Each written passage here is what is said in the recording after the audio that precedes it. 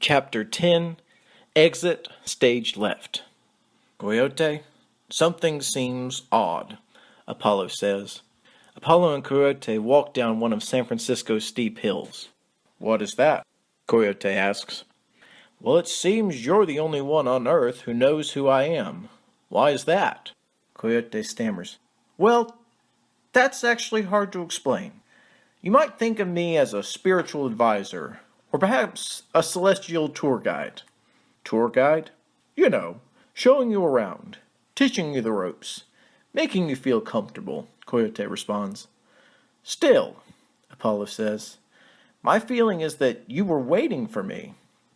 Waiting for you? Nothing could be further from the truth. These college students often have parties. They need someone of age to buy their alcohol, and I am paid handsomely for it. I see. Coyote is now walking at a slightly quicker pace than Apollo, who is lagging a bit behind. Let's have some fun together. I know this place where we can have us a time. The girls dance naked, gyrating their hips. They swing from poles, they grind in your lap. It's a great habit for two friends out on the town. What do you say, Apollo? You want a naked girl rubbing against your thigh? Apollo is silent. Look, we can always go somewhere else. We have time to kill. Like the old song claims, I got the money, you got the time. Apollo is still silent. Or perhaps we could go somewhere quiet. You can ask any question you like, and I'll be forthright in my answers. Apollo is still silent. Coyote asks, Apollo, are you even there? And no, Apollo isn't. Coyote backtracks around a corner, just in time to see Apollo ducking into a music hall. Damn it! Apollo's music room is San Francisco's answer to Los Angeles' Whiskey A Go-Go and the Viper Room. In the past, it featured such acts as the Talking Heads, David Bowie, and countless others. Tonight, the stage is inhabited by 9 Times Blue. Apollo's music room is a brick building that was once painted white, although only the bulk of the lead-based paint peeled off years ago. It sits in a shady area of town, near the Tenderloin district. A blight, to be sure, however, it certainly fits in with the neighborhood. The interior leaves much to be desired as well. The wood floors seemed as if they could cave in at any time. This was a music hall where people would crowd the stage, hence, seating is limited. The bar stays overcrowded, several people deep in each line. It was exactly the kind of venue you'd least expect a band to play at, but apparently that's why they love to play there. To Apollo, however, this is paradise. He watches the opening band finish its last song and feels the music welling up inside him. The electric guitar in particular is of interest to him.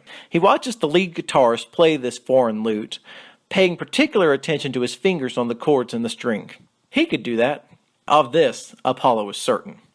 The band finishes its set and leaves the stage, the curtains closing behind them. The roadies would be out soon enough to gather the instruments, so they are left behind. The musicians now have important jobs to fulfill, finding drinks and drugs and someone innocent to share them with. The crowd disperses after the band leaves the stage. It's time to hit the head or to go get another drink. An opening appears in this jam-packed room, and Apollo intends to take full advantage of it. He makes his way to the stage. There's a girl, though. She insists on striking up a conversation. Hey, sexy, she says. Do we know each other? If not, we definitely should. I don't believe we've met, Apollo says. He is still distracted by the stage and the plan forming in his mind. Well then, I'm Laurel. Like the tree? Apollo asks. I knew a girl once that was turned into a laurel tree. That's quite a story. How did you manage to do that exactly? Well, it's quite a long story. I don't believe I have time to regale it. Laurel giggles. You still haven't told me your name. Apollo, god of music and light. A god, you say? Someone has a very high opinion of himself. Apollo does his best to gracefully exit the conversation. Yes. If you'll excuse me, there's something I must do. Of course, darling, Laurel answers, although her disappointment is evident. Don't go and forget about me, though. I'd like to continue our chat. I've never met a god before. Coyote strides with an intense pace, not quite a jog, more like a walking sprint to Apollo's music hall. Unfortunately, a line has formed outside the front entrance. He wheels his way to the front. Hey, little man, Doorman says. Line's in the back. Coyote glances over his shoulder. There are at least 50 people in line. He doesn't have that kind of time. If you look on the VIP list, I believe you'll find my name. Check for a coyote. The doorman shakes his head. All the VIPs done checked in. Back of the line with you. Coyote rips out a crisp $100 bill and displays it to the doorman. Check again, if you would. The doorman's eyes light up. He'd been bribed before, of course, but he had never had a C-note placed into his hand. I'm sorry, sir. Coyote, was it? I see you right here. I apologize for my misunderstanding. No harm, no foul. Coyote passes the bill to the doorman, who sticks it in his shirt pocket. On the way in, Coyote innocently bumps the doorman and retrieves his money via a quick move. Once inside, Coyote begins his search for Apollo. Bastard, he gripes. Should have left him in the damn bedsheet. He'd be a lot easier to find. Coyote's short stature makes it impossible to see through the crowd. Finally, an opening emerges and he spies Apollo near the stage. He makes a beeline towards him, bumping into people as he goes, without stopping to apologize. When he reaches the platform, Apollo is nowhere to be found. Apollo sneaks to the right. No one is watching him as he steps onto the stage. He stands over a Fender Stratocaster, similar to the one he witnessed Jimmy playing all those years ago. Apollo glances over his shoulder to ensure he is alone. He picks up the guitar carefully, almost as if it might bite him. Looking it over, he observes its neck, its strings, and its tuners. He tosses the strap over his shoulder and holds it. Oh, how he holds it. With the guitar firmly in his hand, he gingerly touches the strings. No sound is made, but he can feel the vibrations running through his fingers and throughout his body. This instrument was new, many lifetimes in the making. Apollo knows he can make it sing. He gives the guitar a full strum. Its electricity pumps through his veins. He is ready to try it out for real. Thinking back to the electronics store, he mimics Jimmy's fingers. Soon, Voodoo Child overwhelms the house music. Apollo plays it quicker than Jimmy, but even still, his fingers struggle to keep up with his mind. The musical blast coming from the stage enlivens the crowd. They rush to the front of the stage, not wanting to miss a second of this performance. Apollo is locked in the moment. His eyes are so focused on the strings that he doesn't even realize the curtains have been opened. He stands alone, center stage, mastering this beast of an instrument. His trance is broken when the spotlight shines down on him. For a brief second, he is embarrassed he's on stage in front of a whooping crowd. Quickly, he does what he does best. He entertains. The guitar is screaming, and if Apollo knew the words, he'd be singing them as well. Backstage, the roadies are scrambling. Who is this guy? They ask each other. How did he even get on stage? But the headliners do not care. They dash on stage to join him. The bass player adds the backbeat, the drummer augments with percussion, and the singer provides the lyrics. Their lead guitarist watches in awe. The singer tries to keep up with Apollo, but he's playing voodoo so rapidly it's impossible. Plus, Apollo learned but a fragment of the song while watching Jimmy, so now he's improvising, making music out of thin air. The singer stands back and lets Apollo play, and play he does. Coyote elbows his way front and center. He cannot help but be amused. The god of light beneath the spotlight, truly where he belongs, he mutters to himself. But time was ticking. Coyote would have to get him off that stage. Apollo completes his version of Voodoo Child to a standing ovation. No one in the crowd had ever seen anything like it before, including those compatriots on the stage. Where did you learn to play that way? The lead singer asks. I consider our guitarist to be among the best, but that was inspired. What was that bit you did at the end? I'm certain I've never heard it. Apollo shrugs. I just played what felt right. Coyote crawls onto the stage and grabs Apollo. You've had your fun, but now it's time to go.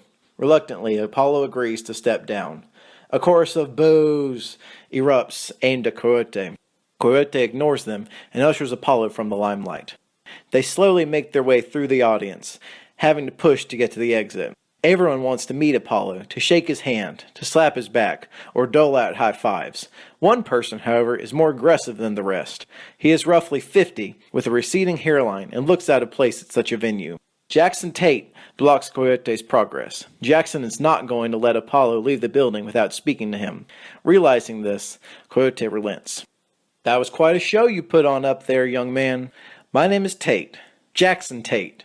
I'm a talent scout. Own my own agency. I think you'd fit right in. Fit in with what? Apollo asks. Why, with my stable of musicians. I keep them all working, but naturally, I keep an open eye for fresh talent. And let me tell you, son, you got it. Apollo's confused. What do you mean by working? It's simple, really. I get you gigs. I think I can get you a lot of them. Local, regional, national. Let me tell you, for you, son, the sky's the limit. What's a gig? Now Jackson realizes he's dealing with an amateur and can up his percentage. All the better for him. It's like this. You play music to adoring fans, and I give you money. Minus my 20%, of course. Apollo's eyes beam wide. You mean I could do this more often? He turns to Coyote. That's good, right? Coyote shrugs. Yes, that would be good. But we really have to be going. Jackson looks at Coyote. You're his manager, I take it. How did you manage to get him on this bill? Coyote is really mad with Apollo. Arrange? I arranged nothing. He's just an idiot who hopped on stage. That idiot, as you call him, sure can play an axe. Jackson reaches into his back pocket and retrieves his wallet. He looks to Apollo and hands him a business card. You look me up if you want representation. It'll be worth your while, I can promise you that. Apollo takes the card and examines it. It reads Chaos Management. Coyote is flustered. Apollo, he says, we really have to get going. Jackson latches on to Apollo's name. Apollo? I don't like it. I love it. Wasn't he some sort of god or something? The god of music and light, Apollo answers, again peeved that he hasn't been recognized.